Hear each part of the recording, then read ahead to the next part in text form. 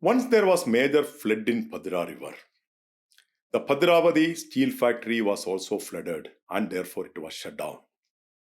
That time, the general manager of the factory was an American.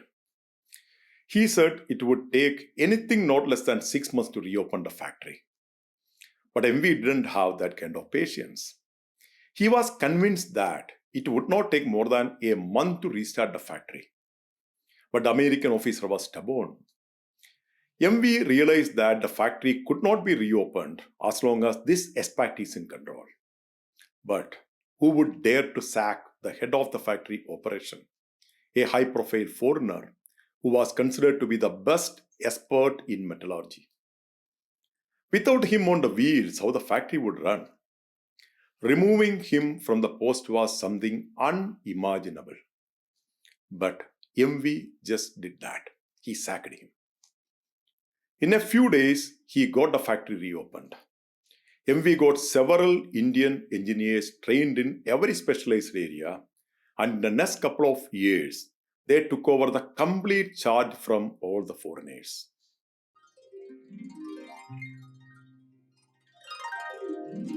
In 1952, when MV was 92, he went to Mokama in Bihar to study a plan for a rail bridge across the river Ganga. He travelled all the way from Bangalore to honor a special request by the Chief Minister of Bihar, Mr. Krishna Sinha. It was summer and the sun was scorching. The site was of tough terrain and so the car would not go to many places that needed to be surveyed. It was not easy for a 92-year-old man to trail through such unfriendly terrain, so the government had arranged to carry him in a chair. But MV refused to use that chair. He just got off the car and started walking briskly. Others followed. The government had arranged a guest house for him to stay. It was a bit far, so he was not interested to waste his time to travel to the guest house and back to the site. He preferred to remain close to the site to continue with his work. But there was no facility nearby. So, finally, railways organized a stationary railway coach for him to stay. Don't compare the railway coach of those days with today's coaches. He stayed in that coach and completed his work. That bridge is the famous Simaria Bridge, officially named as Rajendra Setu. It was the first bridge built across Ganga by independent India. The bridge was inaugurated by Jawaharlal Nehru in 1959.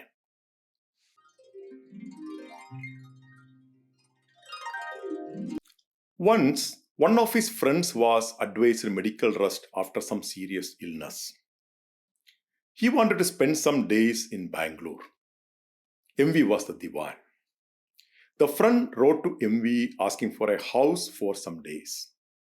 He thought the Diwan would give him a government guest house free of rent. The Diwan allocated him a government accommodation. But as long as the friend stayed there, the Diwan himself paid a rent of rupees 250 per month to the treasury. This incident again underlines the level of honesty and integrity MV used to uphold throughout his life.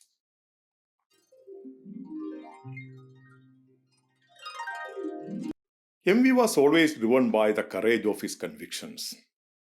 He was always clear in his head, particularly when it comes to long-time planning. He was a true visionary. Since his thoughts were ahead of time, he had to face several oppositions for every initiation he had made. But MV was not afraid of opposition, and he didn't care about criticism. He always did what he thought was right. There are multiple cases to cite. In his first job itself, when the young engineer was posted in Nasik as assistant engineer by the government of Bombay, his enthusiasm, initiation, and interest to take up several works in a short span made his superior very upset. And soon he was issued with a memorandum. But the young man would not give up his habits. On the contrary, he initiated many more new works. And very soon, his extraordinary talent and outstanding performance were noticed by the higher authorities, and his superior was instructed to withdraw the memorandum. When he tried to establish a university in Mysore state, the British opposed him. That time, all colleges in Mysore states were under Madras University. All officials, including the governor of Madras, were Englishmen that time. They never wanted an independent university coming under Mysore state. Even the Englishmen in Mysore state were aligned with the Madras officials, and they laughed at MV, saying it was a stupidity to make such a proposal.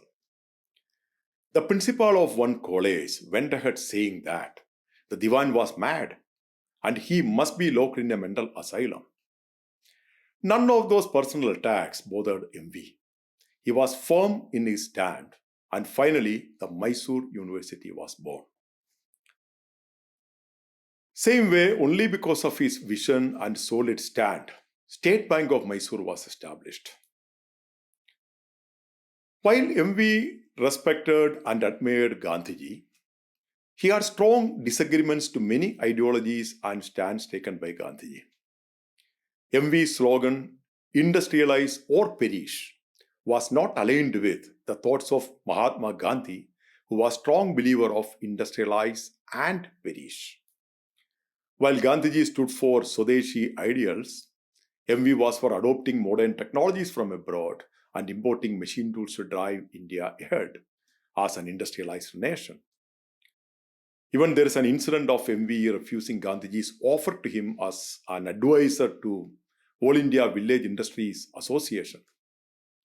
Despite their differing stands, Gandhiji respected MV. Even though the ways adopted by them were different, both of them knew that they both were working for a common cause, to make India a prosperous nation.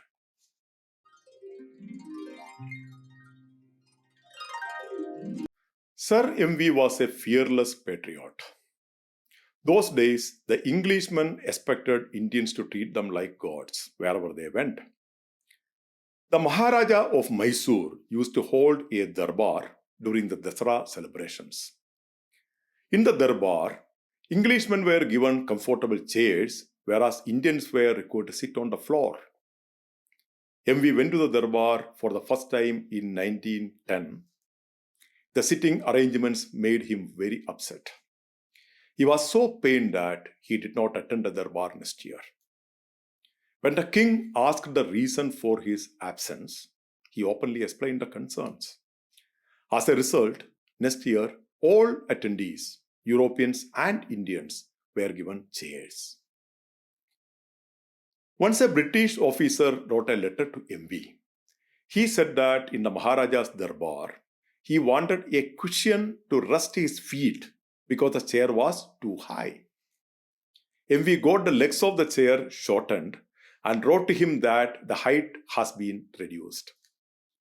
MV was fearless and he had never compromised on his ethics and values throughout his life. His life and times should be taught to the young engineers in our country to transform themselves into daring individuals who will uphold their professional ethics without surrendering themselves to the pressure from various corners for committing wrongdoings, however powerful the person or the entity that is exerting the pressure on them. As MV rightly said, for building nation, we need to prepare men with character. Hard work, discipline, efficiency, courtesy, and service are the rules of conduct. Thank you very much. Bye-bye.